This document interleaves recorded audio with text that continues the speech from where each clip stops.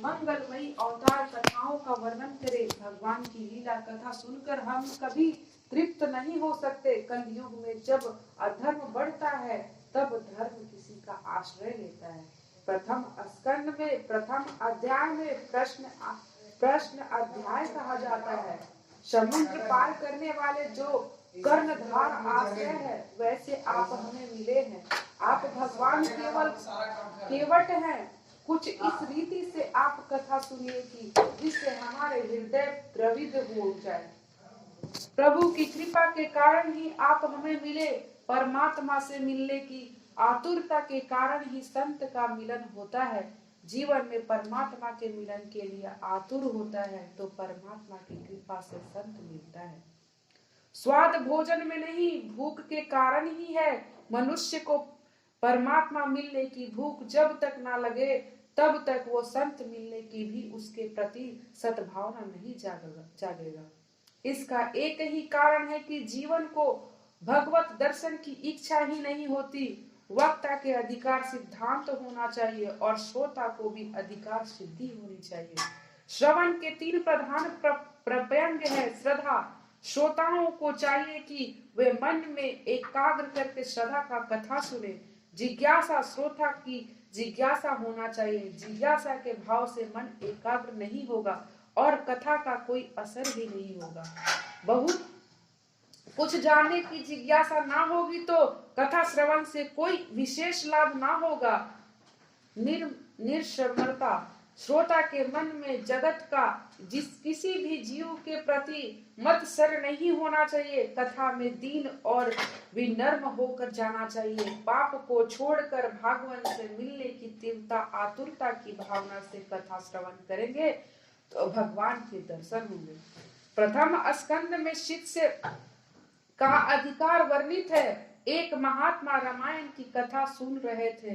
कथा समाप्त होने पर किसी श्रोता ने महात्मा से पूछा कि कथा तो सुनी पर मुझे यह नहीं समझ आया कि राम राक्षस थे या रावण।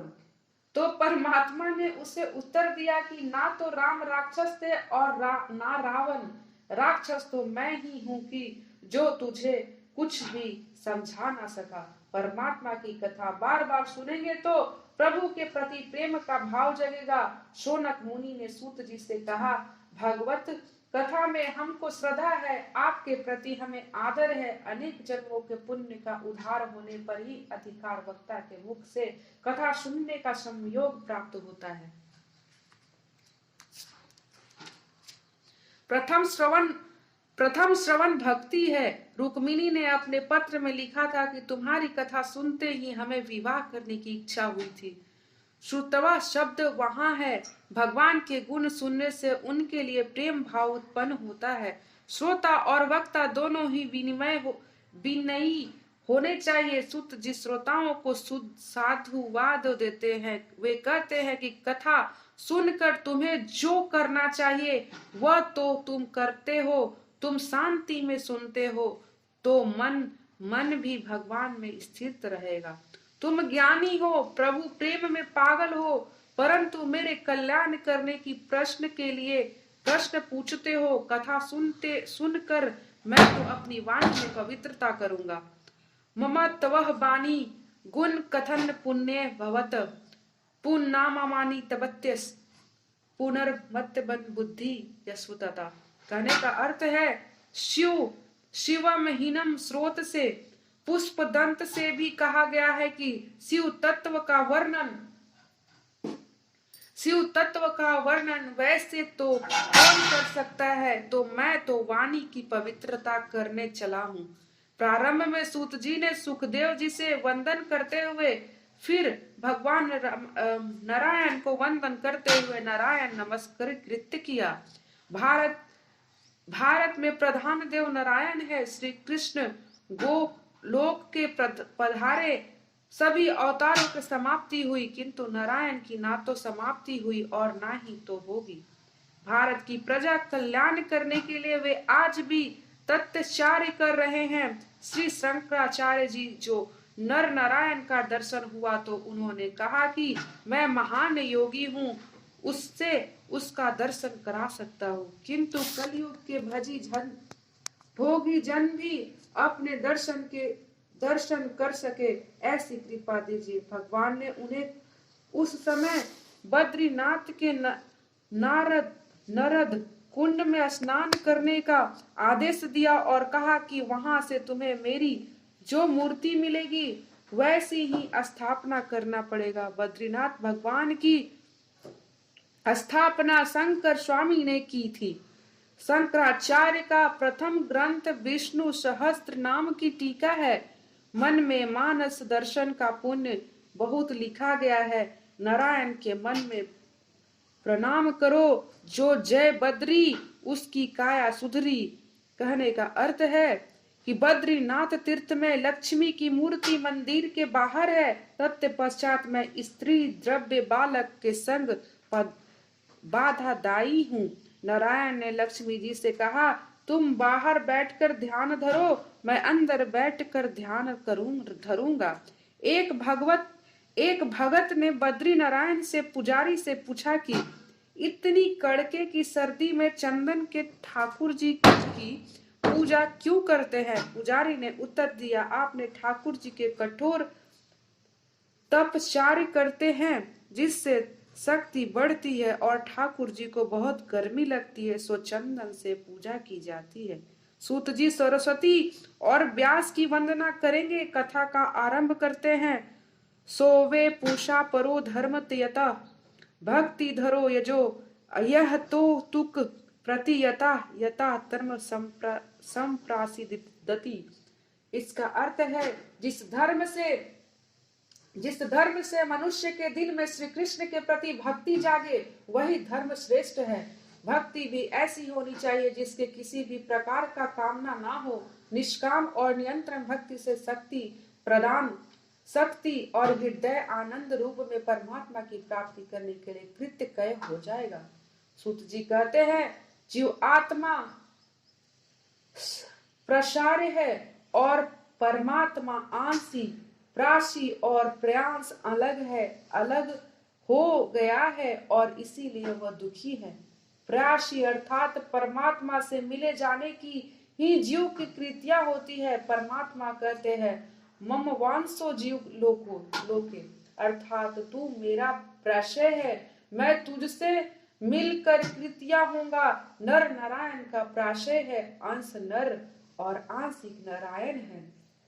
मैं जब तक ना मिल जाऊं तब तक उसे शांति नहीं मिलेगी। मैं यह नियम निश्चित किया कि आप परमात्मा का आश्रय लेकर उनके साथ मुझे एक होना है। किसी भी प्रकार के ईश्वर के साथ होना चाहिए। ज्ञानी ज्ञान से अभेद सिद्ध कर सकता है, तो वैष्णव परमात्मा प्रेम द्वारा आदित्व अभेद सिद्धि क्यों नहीं?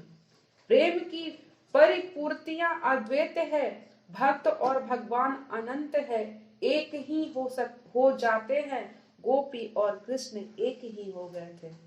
जीव और ईश्वर कैसे अलग हो गए इसकी चर्चा करना जरूरी नहीं है। ईश्वर के जीव का विक्रय हुआ है, यह सत्य है। यह वियोग कैसे और कब से हुआ इसके विवाद के समय का व्याप करने की कोई आवश्यकता नहीं है और इससे कोई लाभ भी नहीं।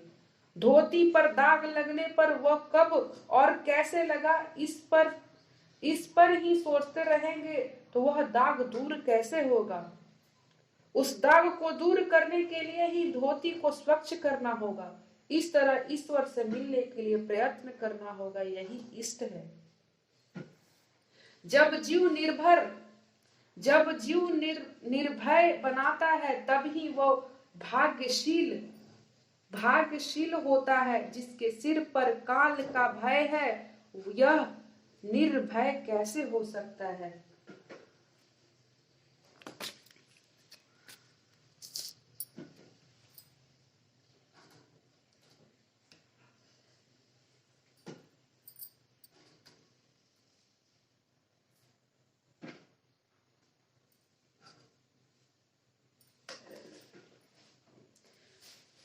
जब जीव निर्भय बनता है तभी वो भाग्यशील होता है। जिसके सिर पर काल का भय है वो निर्भय कैसे हो सकता है?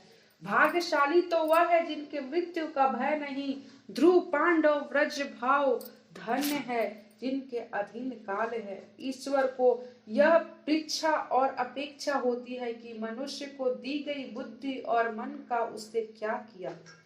जीव की मृत्यु के दिन अर्थात हिसाब देने के दिन भय लगता है, जिससे वह जीवन साफ है, उसका हिसाब साफ है। जिस दिन इनकम टैक्स का अधिकारी किसी गृहस्थ के 2 लाख 2 रुपए का हिसाब लगाता है तो वह गृहस्थ डर जाता है। तो फिर जब ईश्वर के सारे जीवन का हिसाब मांगेगा तो क्या दशा होगी। क्या इसका भी कभी विचार किया है। पापों के याद अंत काल में जब आने लगती है तो जीव भयभीत हो जाता है। जब तक मृत्यु का भय है तब तक जीव की शांति नहीं मिलेगी। भगवान जब जीव की अपना लेते हैं तब भगवान का सेवक काल जीवन का कुछ भी बिगड़ता नहीं हो सकता है। उपनिषद में कहा गया है, जीव और ईश्वर साथ साथ बैठते हुए फिर भी जीव ईश्वर का पहचानता नहीं है। जीव वही मूर्ख बने तो वह प्रयासमयी हो पहचान सके। यह एक व्यक्ति को मालूम हुआ कि गंगा किनारे रहने वाले एक संत के पास एक पारसमणि है। पारसमणि पाने की इच्छा से वह व्यक्ति संत की सेवा करने लगा। संत ने कहा कि मैं गंगा स्नान करने जा रहा हूँ, वापस आकर तुझसे मैं पारसमणि दूंगा। संत तो ऐसे कह करके चले गए। अब इस व्यक्ति के मन में पारसमणि के लिए आकुलहट बढ़ती गई। उसने संत के गैरहाजिरी में सारी झोपड़ी छान डाली, परंतु पारसमणि उसके हाथ ना लगी। संत वापस आए। संत ने यह जान लिया, पूछा कि क्या इतना ही धीरज नहीं है। पारसमणि तो मैं उस डिबिया में रखी हूँ। ऐसे कहकर उन्होंने एक डिबिया नीचे उतारी। वह डिबिया तो लोहे की थी। तो उस व्यक्ति ने सोचा कि यह कैसे पारसमणि है, क्योंकि जिस डिबिया में यह पारसमणि रखी गई थी वह तो लोहे की थी। इस पारसमणि से उस डिबिया का सोने का क्यों ना बनाए। क्या यह पारसमणि असली है या यह संत मजाक कर रहा है। उसने संत से पूछा कि यह डिबिया पारसमणि का स्पर्श होने पर भी लोहे की ही क्यों रह गई और सोने की क्यों नहीं बनी।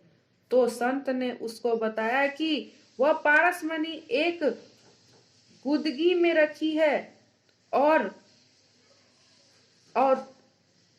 आवरण में ही थी, सो डिबिया सोने की नहीं बन पाई।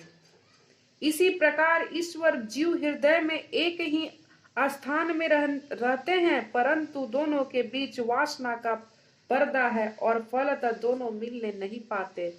अर्थात ईश्वर की जीव पहचान नहीं सकता है और जीव ईश्वर के मिलन नहीं कर पाता है। जीवात्मा डिबिया है और ईश्वर पारसमणि दोनों के बीच का पर्दा है जिससे हटाना आवश्यक है। हाँ, अहम है और ममता रूपी चितथड़ा दूर करो। साधन करने पर भी सिद्धि ना मिले तो साधन के प्रति साधक मन में उपेक्षा भाव जागता है। जीव साधक है, सेवा स्मरण साधन है, श्री कृष्ण साध्य है। विष्णु भगवान की भक्ति करना पुरुषों का परम धर्म है। लोग मानते हैं कि भक्ति मार्ग बिल्कुल आसान नहीं। सुबह भगवान की पूजा की, बस हो गई छुट्टी, फिर तो वे सारे दिन भगवान को भुलाए रहते हैं। यह भक्ति नहीं। 24 घंटा ईश्वर का स्मरण रहो, यही भक्ति है। भक्ति के आनंद है, किंतु मनुष्य केवल शरीर से भक्ति करता है, मन से नहीं। वाणी भगवान के नाम का उच्चारण करे, परंतु मन भगवान का उच्चारण ना करे तो वह सब व्यर्थ है। मन संसार के विषयों में रहता रहे और शरीर ठाकुर जी की सेवा करता रहे, वैसे भी आनंद कोई नहीं रहेगा। सेवा का क्रिया मुख्य नहीं है, भाव ही प्रधान है। सब विषयों में मन को हटाएंगे तब सेवा का आनंद मिलेगा। सर्वपोषाम वधि धोरणे ब्रह्म कर्म समारभे। सेवा करने बैठे तो पहले भावना करो। ऐसे करने से भी भगवान के दर्शन हो सके तो दोष अपना ही है। सेवक के सेवा करने से के बाद मेरे पाप गया, मेरा दुख गया, मेरा दरिद्रता मिटा, मैं कृतार्थ हूँ, ऐसे भगवान होनी चाहिए, ऐसी भावना होनी चाहिए। सेवा करने से ऐसा भाव नहीं हो तो सेवा पूजन की कोई आनंद नहीं होगा। संसार के विषय को मन से हटाना जब तक नहीं हटेगा तब तक सेवा का आनंद नहीं मिलेगा। सेवा यह भावना है। परमात्मा के सेवा तभी होगा जब संसार के विषयों का प्रेम कम होगा। परमात्मा से प्रेम करना है तो विषयों का प्रेम छोड़ना ही पड़ेगा। प्रेम मालंगी अति संकरी तमोदो ना समाही। कहने का अर्थ है प्रेम की संकृता गली में दोनों का निर्वाह नहीं होगा। जगत का बांधन छोड़ेंगे तब तक ब्रह्म भाव संबंध नहीं होगा। संसार के विषयों को मोह धीरे धीरे छोड़कर संसार को छोड़ने से कहा जाएगा। संसार त्याग करने से आवश्यकता नहीं, विषय का मोह छोड़ने का जरूरत है। व्रत में त्याग करने का आज्ञा है। वह हमेशा के त्याग के लिए हमेशा का त्याग हो नहीं सकेगा, इसीलिए व्रत विधि बताई गई है। धीरे धीरे संयम बढ़ेगा, वैराग्य बढ़ेगा तो ईश्वर सेवा में ध्यान में अनूठा आएगा। एक समय एक चौबे जी मथुरा से गोकुल जाने के लिए निकले। नौका में बैठकर यमुना जी को पार करना था। चौबे जी भय से नशे में थे। वे नौका में बैठे और चंपू चलाने लगे। अपने बहुबल पर पूर्णता विश्वास होने से कहने लगे कि नाव कभी गोकुल पहुंच जाएगी। चौबे जी ने सारी रात नाव चलाई। सुबह हुई, चौबे जी सोचने लगे कि यह मथुरा जैसा कौन सा गांव आया। किसी ने पूछा कि यह कौन सा गांव है। उत्तर में मिला कि मथुरा है, यही विश्राम घाट है और वही मथुरा। नशा उतरने पर चौबे जी को अपनी मूर्खता पर भान हुआ। चौबे जी ने सारी रात नाव चलाई, किंतु नाव को रस्सी के जरिए घाट से बंधी हुई थी। नशे में असर से वे नाव खोलने ही भूल गए थे और सारी रात चलाने पर भी वो वहीं ही कहीं रह गए। यह कथा हंसने के लिए नहीं कही गई है, मत हंसो। यह अवस्था चौबे जी की नहीं, हम सब की है। सभी ज्ञानेंद्रिया सुख के नशे में चूर है। जीव को इंद्रिया सुख भोगने का नशा चढ़ गया है। स्पर्श सुख है, संसार के विषयों का सुख का नाश चढ़ा हुआ है। धन के नशे में मनुष्य मंदिर जाता है। वह नशे में होने के कारण ही ठाकुर जी को सच्चा मन से चिंतन नहीं कर पाता है, अतः उसे भगवान के दर्शन का आनंद नहीं मिलता है। दुनिया के विषय सुंदर नहीं है, केवल परमात्मा ही सुंदर है। वासना रूपी डोरी से विषय की बंधी हुई ज्ञानेंद्रिया को छुड़ाना ही वासना किसी को आगे बढ़ने नहीं देता है। वासना की डोरी को नहीं तोड़ेंगे तब तक आगे नहीं बढ़ेंगे। वासना रूपी डोरी को इस जीव की गांठ संसार के साथ बंधी हुई है, उसे छोड़ना होगा। हृदय में कोई वासना नहीं रहेगी तब भक्ति में आनंद मिलेगा। सर्वोत्तम वस्तुओं का भगवान को अर्पण करना ही भक्ति है। बिना वैराग्य के भक्ति रोती है, भोग भक्ति के बाधक है। संयम और सदाचार बढ़ेगा तो भक्ति से आनंद मिलेगा। सुखी होना तो संसार के विषय के साथ ज्यादा प्रेम मत करो, घर में ही वैराग्य की साधना करो। बिना वैराग्य के ज्ञान और भक्ति की शोभा नहीं है। ज्ञान और वैराग्य सहित भक्ति बढ़े तो ईश्वर का साक्षात्कार होता है। ज्ञान मार्ग में इंद्रियों का निरोध करना पड़ेगा। भक्ति मार्ग में इंद्रियों का प्रभु मार्ग में ले जाना चाहिए। सुगंध लेने की इच्छा हो तो ठाकुर जी के फूल अर्पण करने के बाद उसे सुवास लो। ब्रह्मा संबंध से सतत बनाए रखने से ही जीवात्मा का कल्याण होगा। वेद भी वैसी वासुदेव भगवान का वर्णन करते हैं। उत्तम तो तत्व अद्वैत तत्व है। श्री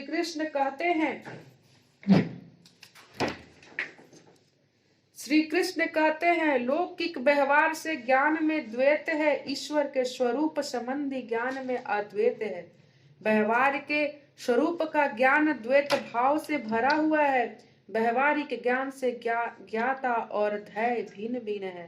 परमात्मा का ज्ञान होने पर ज्ञाता और ध्येय एक बनते हैं। सेवा स्मरण करने का तन्मयता होती है। ईश्वर का परोक्ष सत्कार होता है, जिसके वह जीव ईश्वर में मिल जाता है। इसके बाद वह यही का रह नहीं कह सकता है कि मैं ईश्वर को जानता हूँ, वह ऐसे भी वही कह सकता है कि मैं ईश्वर को नहीं जानता हूँ। गोपी सब में श्री कृष्ण को देखकर जीव भाव भूल गई थी। अर्थात एक चौपाई में लाली मेरे लाल की, जित देखो तित लाल, लाली देखन मैं गई, मैं भी हो गई लाल। अर्थात श्रुति वर्णन करती है कि वहां ना तो मैं रहती हूँ ना तू वृत्ति ब्रह्मकार को गाता है।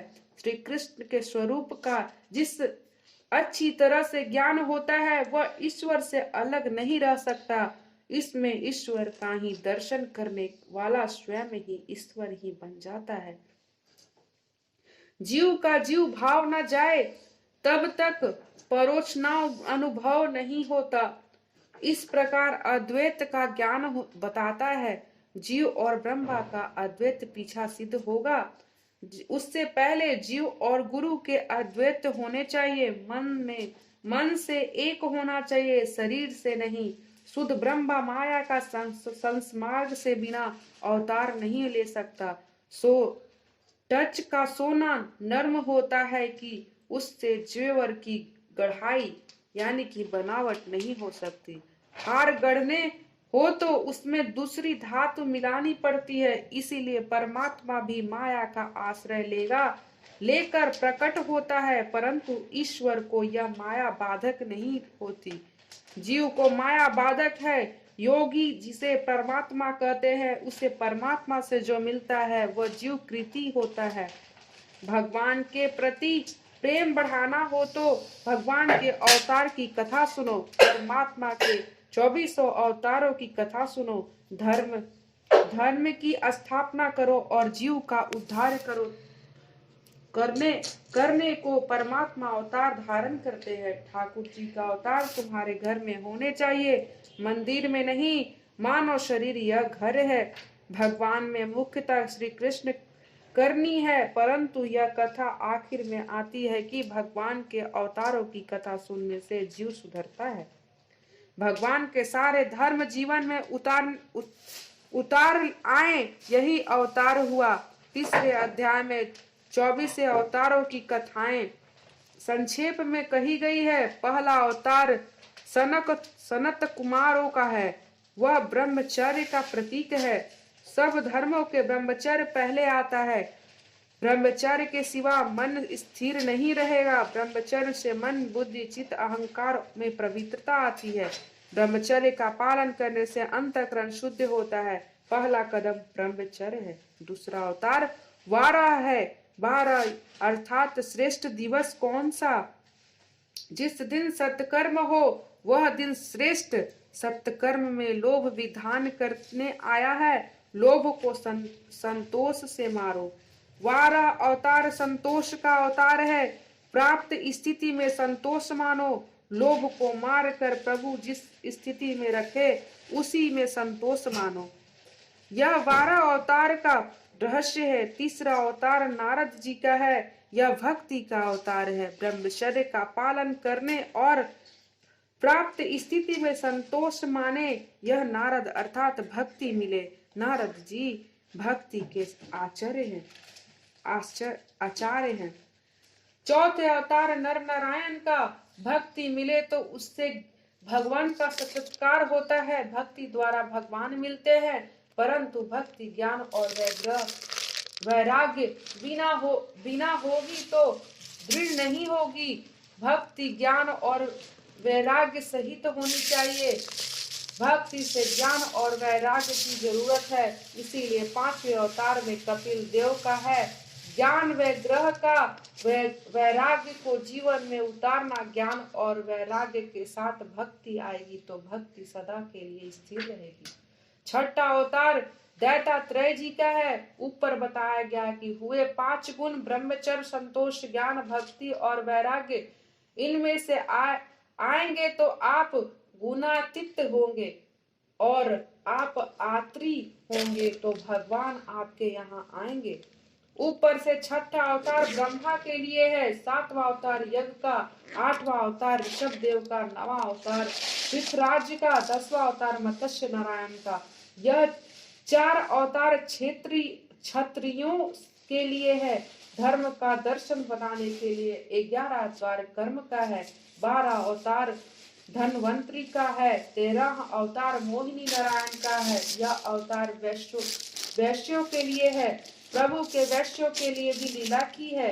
14 अवतार नरसिंह स्वामी का है, नरसिंह अवतार पुष्टि का अवतार है। भक्त प्रहलाद पर कृपा करने के लिए यह अवतार लिया गया था। भगवान के नरसिंह अवतार में प्रहलाद का कृपा की। प्रहलाद जैसी दृष्टि से देखेंगे तो स्तंभ में भी भगवान कदम दर्शन देंगे।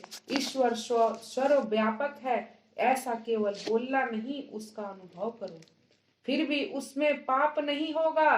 संत भी भगवान व्यवहार करते हैं, जब तक शरीर है तब तक व्यवहार करनी ही पड़ेगी। ईश्वर का मनुष्य मन शक्ति या बुद्धि शक्ति से जीत नहीं सकता, केवल प्रेम से ही जीत सकता है। यशोदा के प्रेम के सामने श्री कृष्ण दुर्बल बनते हैं और बंध जाते हैं। बालक के प्रेम में सामने ममता माता का बल दुर्बल होता है, प्रेम के सामने शक्ति दुर्बल बन जाती है। आप भी परमात्मा पर खूब प्रेम बढ़ाओ, वह भगवान दुर्बल हो सकता है, आपके पास आएगा। 15 अवतार वामन अवतार का है, जो पूर्ण निष्काम है, जिसके ऊपर भक्ति का उन्नति का छत्र है, जिससे धर्म का कवच का पहचान है, जिसका भगवान भी नहीं मार सकता। बलिराज की तरह यह है कि वामन चरित्र का रहस्य परमात्मा बड़े हैं, तब भी बलिराज के आगे वामन अर्थात छोटे बनते हैं। 16 अवतार परशुराम का है, यह अवतार प्रवेश का अवतार है। 17 अवतार व्यास नारायण का ज्ञान का अवतार है। 18 राम जी का अवतार है, यह मर्यादा पुरुषोत्तम का अवतार है। राम की मर्यादा का पालन करो, जिससे तुम्हारा काम मिटेगा, अर्थात कन्हैया मिलेंगे। 19वीं अवतार में श्री कृष्ण का कृष्ण स्तु भगवान स्वयं, श्री कृष्ण तो स्वयं भगवान है। राम और कृष्ण एक है। मनुष्य दिन में 2 बार भान भूलता है, दिन में 12 बार भूख से भान भूलता है और रात में निर्वृत्ति के काम सुख याद करता है, इसीलिए भान भूलता है, इसीलिए दोनों समयों को संभालता है। सवेरे श्री राम जी को याद करो और रात को श्री कृष्ण को, वे दोनों समय बचाएंगे। राम जी की मर्यादा का पालन करो, श्री कृष्ण की पुष्टि पुरुषोत्तम पुष्टि अर्थात कृपा करेंगे। संत एकनाथ ही महाराज ने कहा, दोनों अवतार की सुंदर तुलना की है। राम जी राजमहल में पधारे और कन्हैया कारागृह में। एक के नाम के अक्षर सरल और दूसरे के नाम का अक्षर जुड़े हुए हैं। पढ़ते समय सरल अक्षर पहले पढ़ते हैं और जुड़े हुए बाद में। राम यह सरल अक्षर है। श्री कृष्ण से जुड़े हुए अक्षर राम जी के मर्यादा का पालन करो, तब ही श्री कृष्ण अवतार होगा, जिसके